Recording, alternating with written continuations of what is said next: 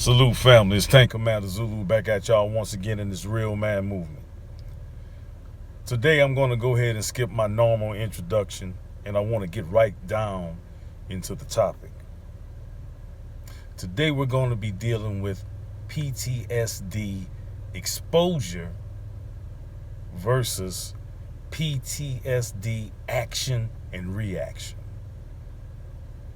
You see, those are two different categories that as a combat veteran, I personally believe should be examined and also evaluated so that veterans who do suffer from PTSD can be treated adequately. Let me get down into the discussion, or let me get down into what I really mean by what PTSD exposure is and what PTSD action and reaction is. And this is all coming from my own personal dealings with PTSD. And before I go any further, I want to give a shout out and a salute to my brother MD. I only know him as MD so far, but he's another combat soldier who suffers from PTSD. And it seems like at times he's getting into a place where he can't crawl out. And I've been there before. So salute, MD. Remember, you're a hero, brother. We are heroes. Now let's talk about the problem that exists with people trying to treat us combat veterans who have PTSD. Now I'm going to say this, and I hope I don't ruffle no feathers, but you know the Tank Commander, I have to keep it real. There is a difference in a combat soldier being on the front line and being engaged in combat than a person who was just in theater, who never saw the front line, but was in theater and never had to see what exactly goes on that front line in the way of combat. Now let me explain myself real clearly. The service that support units do is a great service. They're called support units because they support the combat units, the ones who are on the front line. They have been exposed to certain conditions, and I'm talking about the ones who are not on the front line for a moment. They've been exposed to certain conditions, but it's very, very different than a person who's on the front line and has been exposed to real combat. Let me explain this. Listen, I love everybody who served. I thank everybody for their service. But where they drop the ball with PTSD is that you cannot treat someone who's been in direct combat, who's lived on that front line, who's experienced snipers, who's experienced all little tricks that the enemy play, who've experienced the psychological games that go on that front line, who have really experienced death, who have, because of the disposition of the enemy, had to take an action or either had to react to what the situation was or what the enemy was trying to do. That's the action-reaction part that you can only get from combat soldiers. See, salute to my Vietnam veterans because I know they're going to be able to understand this. You know, a lot of people don't understand what it is to be dropped into a hot LZ. Dropped into a combat zone where the fighting has already started and began. So I salute, once again, to the combat soldiers. I myself understand what that is. I cannot be treated like someone who was simply in theater. And listen, I admire the VA for what they try to do, but this is where they flagrantly drop the ball. You cannot treat a combat soldier, a trained killer, who's been trained to kill, who has killed for the sake of the country, this country, who has looked at every enemy that you put in front of us as the opposition to decimate. It was not to compromise with. When you're a combat soldier on that front line, you are trained to be a killer. And you are going to be exposed to something very different to someone who is just in theater. And see, I gotta say this because a lot of soldiers, and I love all soldiers, a lot of y'all messed us up. Y'all messed the program up. A lot of you are getting compensated for doing nothing. You know you didn't do nothing. And you getting compensated for that. While real soldiers who need this treatment, like my brother MD and myself, are being marginalized and being grouped with people who are playing games to get benefits. You see, this really, it makes me mad. Because listen, just a few days ago, I had one of those bad nights. And any combat veteran can tell you what that bad night is like. Let me try to make it vivid and clear to y'all who don't understand what a bad night is for a combat soldier who's suffering from combat-connected PTSD. You can hear screams of people until they die. Have you ever heard a person just cry from pain until they just die and the silence just comes and that life is no longer in their body? You hear the rounds and you jump and you're thinking that you're there. You got the smell of the smoke, the smell of the ammunition, the smell of flesh, that smell. You cannot disassociate your mindset from the bodies that are mangled and torn to pieces. To the friends that you lost right in front of you. I did. And that was in Bosnia. But guess what? They called that a peace mission. People were dying right there. If you was in the ZOS, which is called the zone of separation, where I was in Bosnia, then you got to witness a lot of things. You got to witness a lot of activity happening because of mines. People killed right in front of you, and me, right in front of me because of a landmine. Snipers taking shots at us. And I'm talking about every day. And particularly during the time of Ramadan. You are on the edge every day. You cannot treat me and service me like somebody who just been in theater that hadn't been through this. And I'm not saying nothing bad, but I am going to call y'all out on this. If you getting benefits, 100% benefits, and you have never seen no combat in your life, and you playing this little sordid, sick game, and you taking away the treatment from those who really need it, or you making the treatment become marginalized because they group all of us together. Exposure is different than action and reaction exposure. Now, once again, I'm gonna say it.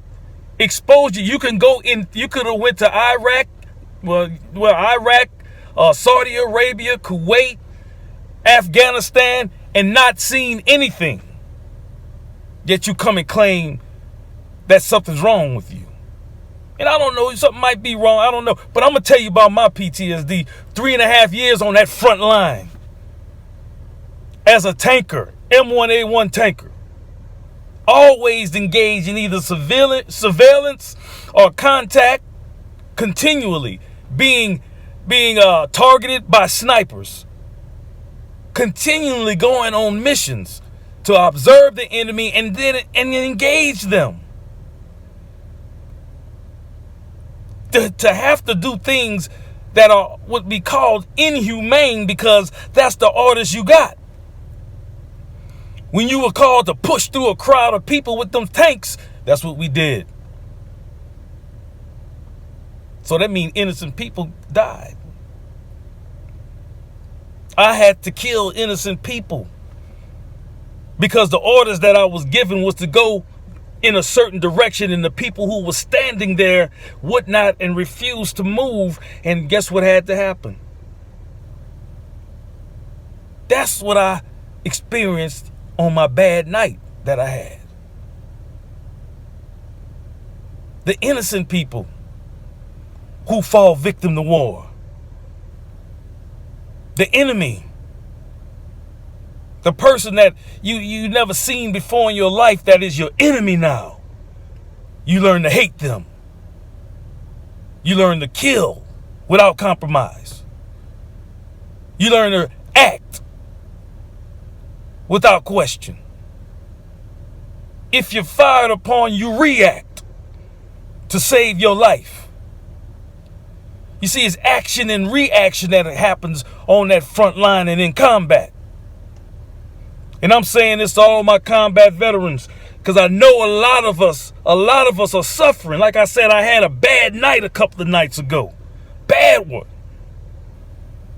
I wasn't able to sleep no matter what. The thoughts was creeping in and they was trying to overcome me and overtake me. Well, you see, this is what goes on with PTSD. You cannot treat me or any of my combat brothers like someone who was just simply in theater and have not had to be reactive to actions that were taken against them or by the simple actions that exist on that front line. The craziest things can happen.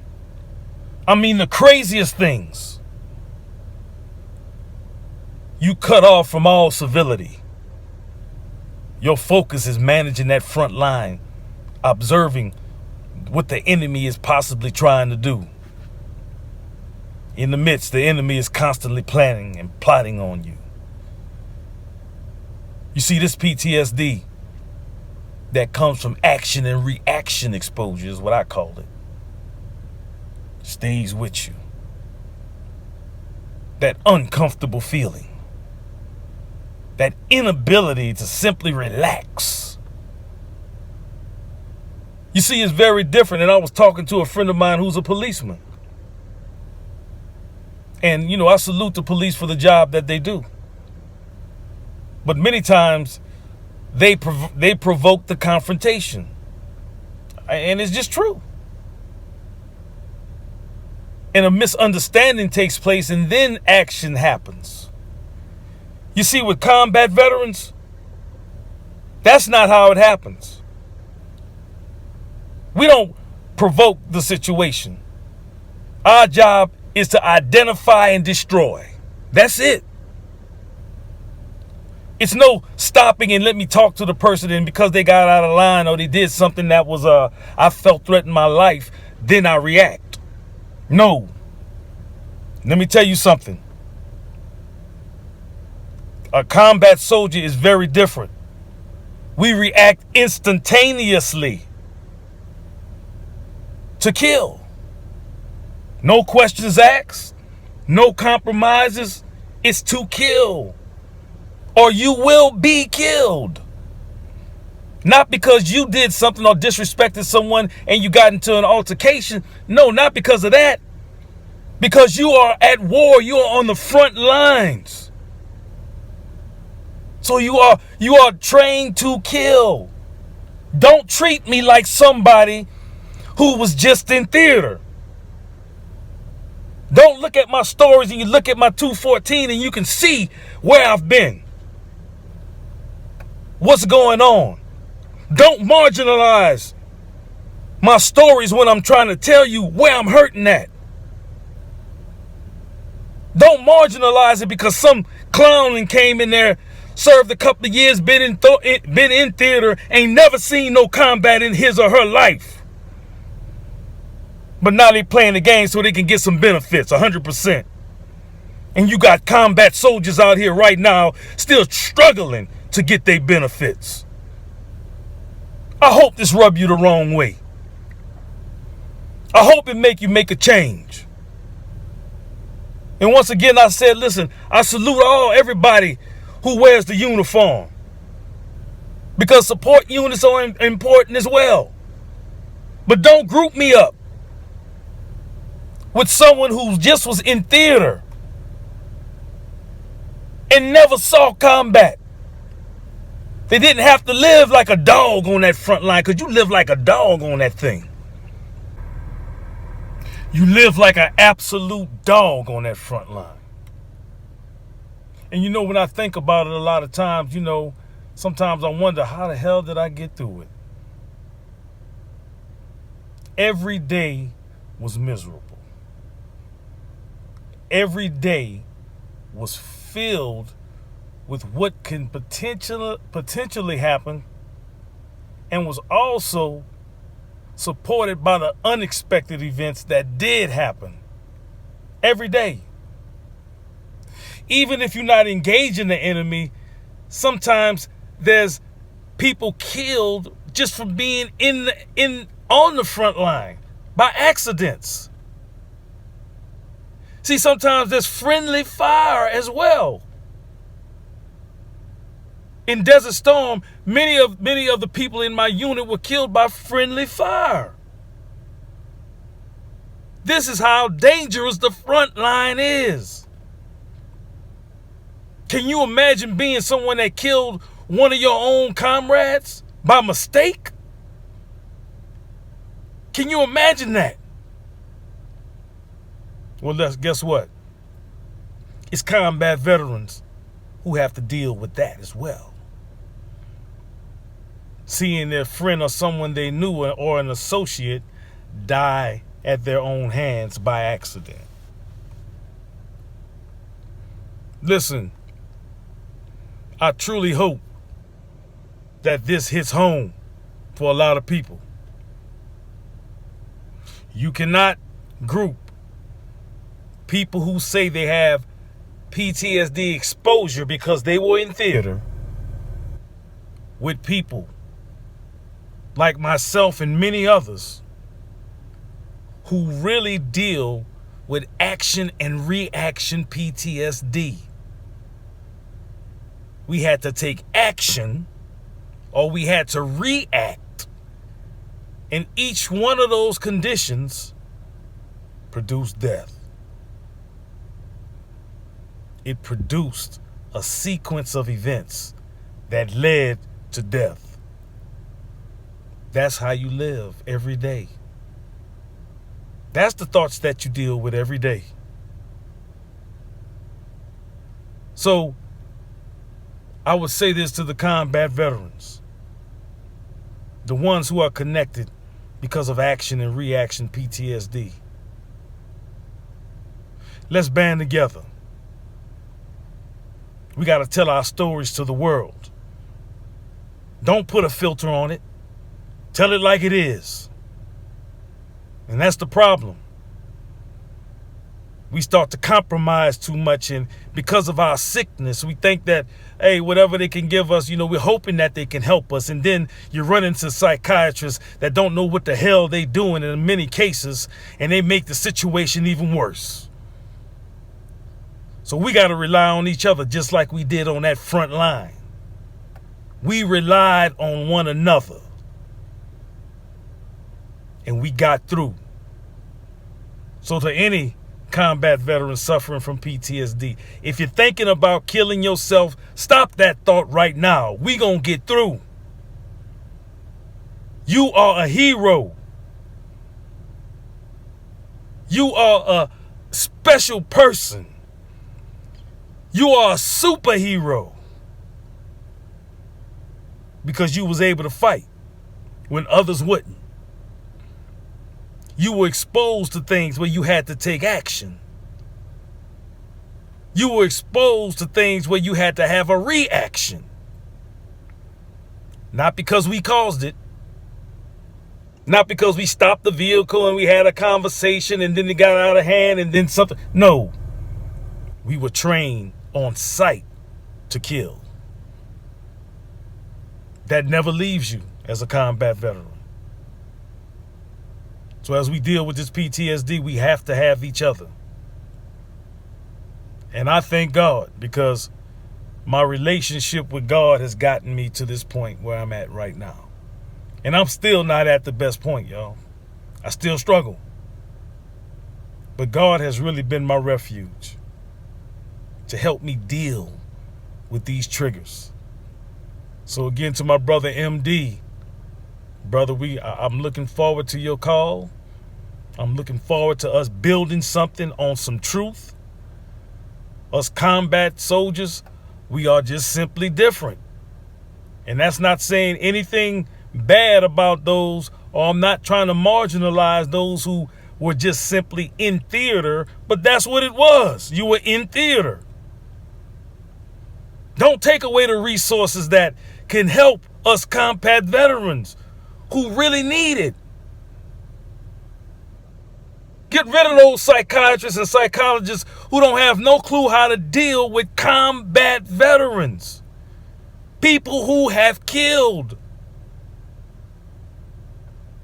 People who understand how to kill. That's what we're dealing with. People who have saw death, not just a dead person, but I'm talking about death at its worst form. Decapitations. Bodies mangled and twisted. The smell. The look on the face of a dead person that you know you once upon a time laughed and had drinks with. Now they look like something totally different, like it's not even real. That's what we have to deal with. And for those who are misusing the system and taking away the resources from the veterans, the combat veterans who really need it, shame on you. Shame on you for doing that. But I'm going to leave you with this, family. If you know someone who has PTSD and is combat connected, many Vietnam veterans are still out there. Before it was called PTSD, they used to say we were shell shocked. Show them some love. Show them some support, because I can guarantee you, I already know, without question, they are struggling internally, whether they are showing it to you or not. But salute to all my veterans once again. Let's bond together. Let's never let this message concerning PTSD, never let it die. And we should never be marginalized. With that, family, I'm going to stop the tank. And if you're not a subscriber, I'm going to advise you to subscribe. If you are, if you have been in the military, I need you to subscribe. And you're dealing with PTSD, I'm going to be going on this PTSD journey a little bit deeper to help my brothers and sisters who have been in combat. To help. We have to help each other. We have to survive. Even though we're back in the rear now, we still have to survive, because we're still living like we're on that front line. And with that, family, remember, fear no man but God, baby. No man but God. Tank Commander Zulu, signing out.